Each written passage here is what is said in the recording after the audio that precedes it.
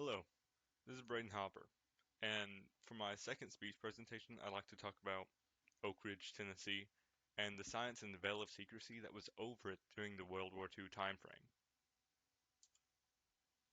Starting with establishing it as a city, America had learned of the prospects and possibilities of nuclear warfare, and they were wanting to take initiative over this, beginning with the Manhattan Project. But to do so, they needed to have a site in which they could produce materials and carry out the project. So they allocated multiple spots for us, some in California, New Mexico, around Chicago. One of them was named Site X, and that was in Tennessee. They chose this spot over the others because it was in a landlocked forested area, so it was easy to cover and shroud, hard for enemies such as Japan or Nazi Germany to learn of it. Uh, it was not far outside of Knoxville, which was a large city at the time. It had ample manpower to gain from it. And finally, it was the cheapness of the land. They could get large amounts of land to conduct all this on for rather small amounts of money compared to others. As they were establishing this, the fear of the enemy gaining the intelligence that they were trying to gain here was heavily built into the foundation of the city itself. And the entire project that was done over the city always had the fear of the enemy over it. Secondly, growing the city. The methods known that were for uranium refinement and enrichment were inefficient, and but they needed to go fast. America was on a time schedule as they were in the middle of a war, and they were afraid of enemies possibly getting this information and succeeding before they could.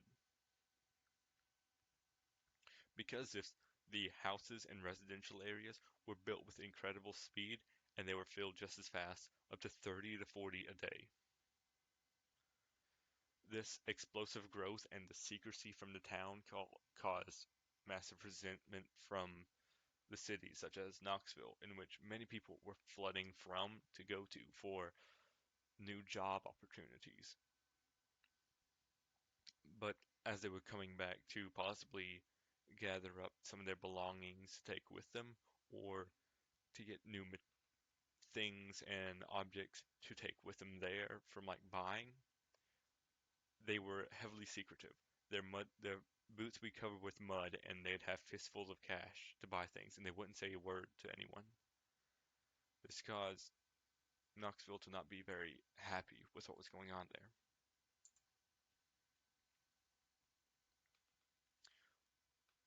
With this growing population and people moving in, the jobs that were there were also quickly being filled. And while many people had jobs and they were happily doing them, they did not know much of anything of what they were doing. They were told how to do the job, keep it in the parameters that they was needed, and that was all.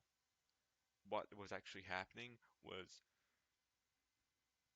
hidden as best as possibly from them, and even more so if it was a job they weren't doing. They could be staring at dials all day, not know what's happening, and they know even less of what the person next to them job was about.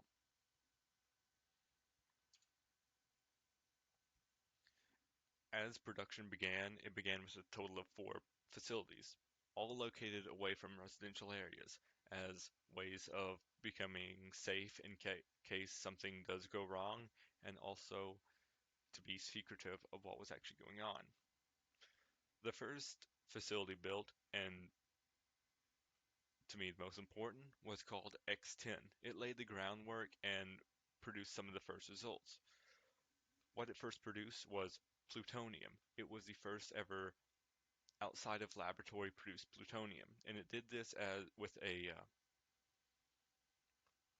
thing called a pile. It was a type of nuclear reactor which was essentially a large cube of carbon bricks laid together, some with uh, holes bored in them, in which uranium slugs would be put into. The uranium slugs filled within the cube would decay and react with other uranium slugs, heating up and slowly having a reaction throughout the cube. It could be cooled with air or slowed down by inserting metal rods into it and pushing out the slugs in case something did go wrong. But as it was producing, it did produce the first plutonium ever outside of a lab. And as they were now seeing results and seeing production, these began the first real steps towards nuclear weapons and the Manhattan Project. Shortly after X-10 was completed and began producing results, Y-12 was also completed. The processes that it went through was through electromagnetic separation of uranium by spinning it around extremely fastly and inducing electromagnetic fields. It could separate the heavier and lighter parts of uranium, uranium-238 and uranium-235. By separating these, they could then take what they needed, uranium-235, to use in nuclear fission, thus producing another key part of the Manhattan Project. They now had plutonium and uranium-235 to use together and produce nuclear fission. Slowly the town was nearing completion as the two other plants was created, K25 and S50. K25 did not end up doing what it was meant to do. It was meant to work alongside Y12 producing uh, uranium-238 and uranium-235. But the benefits of using it in that way in tandem with one another were hard to be seen and they were unclear. So it changed course and began enriching uranium to be used in Y12. The results of this were very obvious. So they then swapped S50, which was nearing completion, and they foresaw a similar dilemma, so they preemptively swapped it to also do that, to also enrich uranium. This three-step process of S50 moving into K25 and finally ending in Y12 increase the uranium separation greatly, allowing them to get more uranium-235.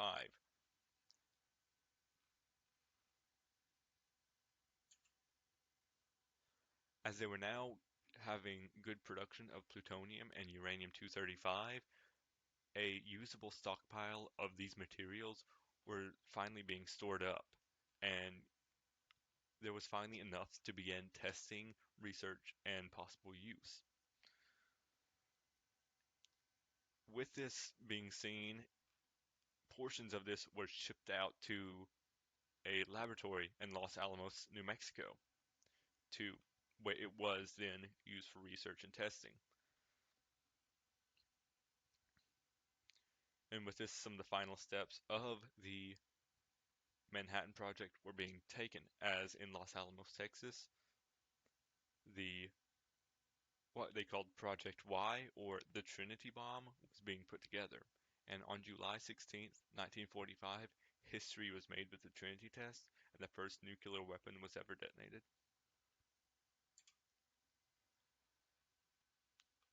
Even after the first nuclear weapon had ever been detonated during the Trinity test, neither the public or Oak Ridge knew about this, as it was not disclosed to them as what had happened and what was still going on. So work continued to produce more material to use, and the government began deliberating on possible uses of where and when to use this. And this was nearing the end of World War II, especially with Japan, as it was when the decision to use the nuclear weapons on Hiroshima and Nagasaki was finally made. And on August 6, 1945, headlines in newspapers across the secret city read, Oak Ridge attacks Japan. And finally, the public inside of Oak Ridge and what they were doing was made clear to them.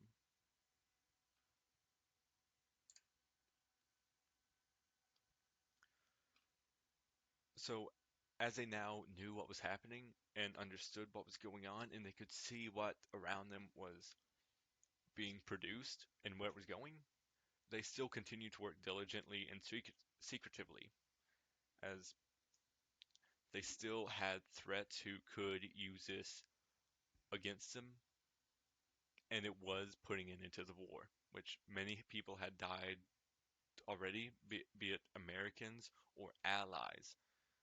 It was possibly saving lives through another drastic event.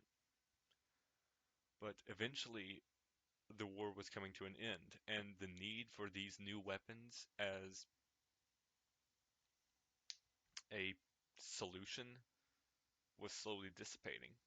And as it happened, more and more was released to the public in Oak Ridge. This allowed it to slowly become more knowledgeable of what was happening and open up into a more normal community that we would think of today. Although this happened and it was becoming a more normal community, it does not mean it became a normal community overnight. It was still heavily secretive and being used as a site for nuclear research. And even to this day, it is still an epicenter of nuclear research and development. And it stands as a testament to science, of the history of it, the secrecy of it, the diligent working of the people who didn't know what was happening, and the results that they found. Although many people looked down upon how it was used and in a war manner, it was very discouraging. It still shows that even small town Tennessee can be amazing in science and history.